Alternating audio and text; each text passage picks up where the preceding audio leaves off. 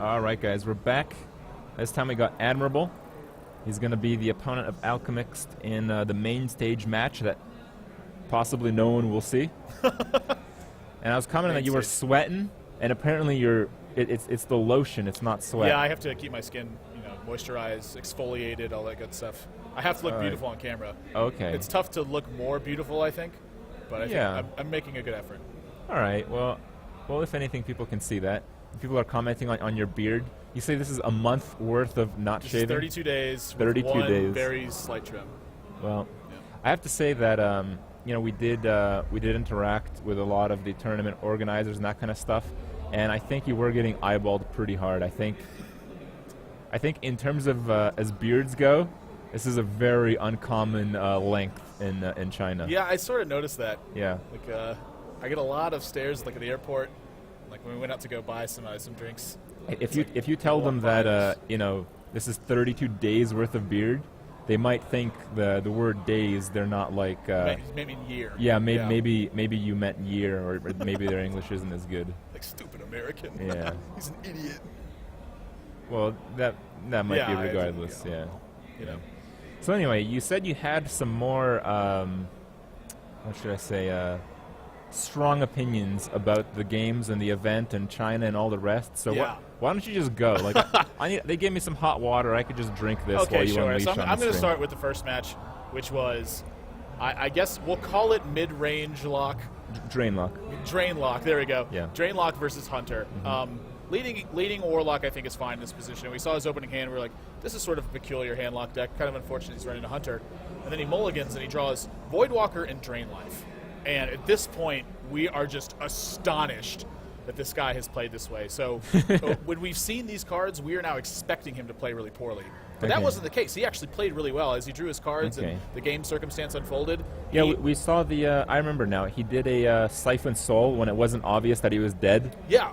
And he ended up making that play. I think as far as his circumstances were concerned, that he played his cards pretty much the best as you could. The problem was, he's playing cards that can't really play as good as he's playing. Yeah. You just 3 mana for 2/2 and gain 2 damage and gain 2 life. But that allows you to tap. So it's kind of like draw a card. Right. For so 3 it's mana. kind of like a concentrated like fan of knives.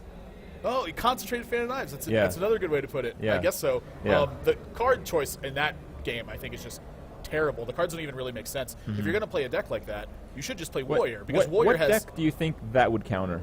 Like, let's think use some it counters imagination. anything. I think it's just strictly worse than your other options. Like, say, for instance, you want to play Warrior in that spot. Okay. You have access to Fiery War Axe, Deathbite, Shield Slam, Execute, potentially Slam, Armor Smith to gain your life. You have a card draw engine with Acolyte, and you scale better because you have one of the best late-game legendaries in the game with Chromosh. Whereas Warlock, you have Jiraxis instead, which if your goal is to control the game and then be at a high life total and then play Jiraxis, not exactly a strong plan. Yeah, but if you use, like, Slam and then Armor Up, that's 4 mana. And instead you could just drain life for 3. Oh, yeah. What was I thinking? Yeah, but you gain 2 life that way. You don't actually pay it anymore to draw the card. You just draw the card now from Slam. It's a terrible deck, and I can't imagine why you would. Maybe because he plays so well, it's sort of like an insult. Like, I'm going to play this and beat you anyway. Okay. That's potential. He played really well. I cannot stress his fantastic play. I thought the games he played with a mage, I mean, he couldn't have drawn too much better. I'm not going to disagree with that, but I think he played. This deck was built really well. Actually, I was talking with Hyped about this. We were really impressed with the way he built it because it's an older build, but right now it fits almost perfectly into what you expect everyone else to do. It's got these gigantic threats that are punishing people for not making early game plays, and at the same time, it's a deck that likes to punish early game play. What did you think about the Twilight Drakes? Like, aren't people running silences quite frequently I don't now? think that's necessarily a bad thing, though. You want to occupy your opponent's turns so that you can scale into cards like Mountain Giant, so you can kind of stem your damage and control what you're taking, so you can get Molten Giants out in a safe position, or maybe even just to last long enough so you can Alexstrasza your opponent and then finish them afterwards. Like, if you would construct that deck, you would use Twilight Drake over, like, Yeti? Yeah, definitely. Yeah? Yeah. Okay. Because the other thing, too, is, like, you have Mad Scientist in there, and Mad Scientist is a pretty prime silence target, I think, especially when you're playing against something like Mage. You don't expect to see too many things that you have to silence. So in the event that Mad Scientist is pulling one of those silences from your opponent, the Twilight Drake gets through unscathed. Okay, I see. Yeah, that makes some sense. I like that as well. So, what about the second matchup? Chinese players against each other? If I could watch the game again and kind of talk about everything that was happening, I would have multiple comments every single turn. But the gist of it was, I don't feel like either player truly understood their game plan in the matchup. Like, you have to find a swing turn at some point, and instead they're just setting up fortified positions and then giving that position away by following it up with a sequence that is just, again, fortifying a position instead of trying to get a swing turn or some sort of an advantage. Like, we saw turns where, like, Holy Novas were missed with Northshire clerics out. We saw turns where players are just attacking in the wrong order and, like, doing things improperly. We're seeing Thoughtsteal remain in both players' hands. What about when you're behind on board, double Thoughtsteal? That's what I mean. Like, they're saving Thoughtsteal for when they need more cards instead of using Thoughtsteal to kind of scale into these later turns so that you have the proper answers and you don't have to dig for them later. Not only that, but if you Thoughtsteal early, you get a little bit more information about how your game plan should truly unfold. Because what if you take two big cards from your I'm actually a fan of the late game Thoughtsteal. I don't think it's bad, but in a matchup where you're consistently fighting for board control, just none of their plays are consistent with each other. They're just making plays. It's almost like this is something I talk about a lot too. Like, you're on a huge stage right now. You're playing for a $100,000 first prize. You're going to get nervous. There's no way to avoid it. So when those nerves are starting to get to you, that clouds your vision a little bit. You just don't see as much things as you normally would. Sometimes you forget things that you practiced. Lethal. You'll just lose sight of what's going on.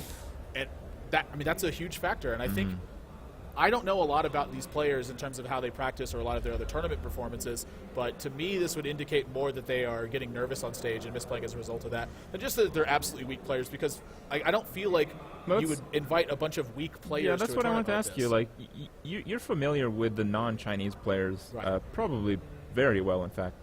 How do you feel coming to this tournament? Because the unknown factor were the Chinese players mostly. How do you feel? Do you feel better now after seeing these glimpses? I felt okay before. Like, I've watched some of the OGN tournaments with the Chinese players, and frankly, they play pretty well. But their deck choices, I feel like, are a little bit off. Like, they expect very different things, I think, than what we expect as like from the Western players, anyways. And it's like, so they make these weird, crazy, interesting choices. Like, you saw Voidwalker, Drain Life, two Shadow Bolts.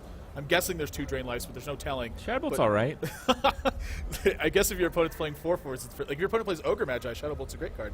But they're like expecting so many different things that I feel like it gives a big advantage to people who just want to make powerful plays throughout the course of the game.